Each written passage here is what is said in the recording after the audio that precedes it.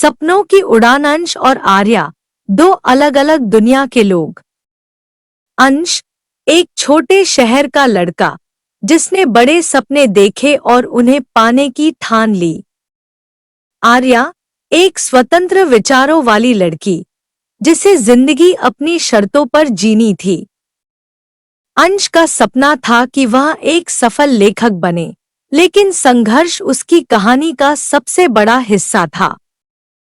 हर रात वह अपनी किताबों के बीच खो जाता, कड़ी मेहनत करता, लेकिन असफलताओं का दौर थमने का नाम नहीं ले रहा था। आर्या ने भी अपने जीवन में कठिनाइयों को देखा था, लेकिन उसने सीख लिया था कि हार मान लेना कोई विकल्प नहीं। एक दिन उनकी मुलाकात एक पुस्तक मेले में हुई। अंश अपनी किताबें लेकर बैठा था, लेकिन कोई खरीदार नहीं था। तभी आर्या उसकी किताब के कुछ पन्ने पलटने लगी। उसने महसूस किया कि हंस के शब्दों में जुनून था, लेकिन उसके चेहरे पर संघर्ष की थकान। आर्या ने मुस्कुराकर कहा, तुम्हारी कहानियों में एक आग है जिसे दुनिया तक पहुंचाना जरूरी है।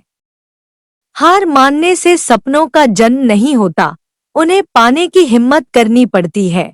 उस दिन अंश ने न सिर्फ एक पाठक पाया, बल्कि एक साथी भी। आर्या ने उसे अपने सपनों को और मजबूती से जीने की प्रेरणा दी।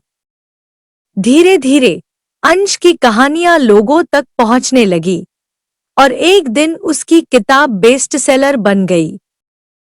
जब उसने अपनी पहली सफलता की खुशखबरी आर्या को दी, वह मुस्कुराकर बोली, देखा, तुम्हारे शब्दों में ही तुम्हारी उड़ान थी। अंश ने उसे देखा और जवाब दिया, और तुमने मुझे उड़ना सिखाया। कभी कभी सपनों की राह में हमें बस एक ऐसे साथी की जरूरत होती है जो हमें अपने आप पर भरोसा करने का हौसला दे। अंश और आर्या ने एक दूसरे की ताकत बनकर यह साबित कर दिया कि प्यार सिर्फ एहसास नहीं, बल्कि प्रेरणा भी होता है। क्योंकि जब साथ सही हो, तो मंजिल भी खूबसूरत हो जाती है।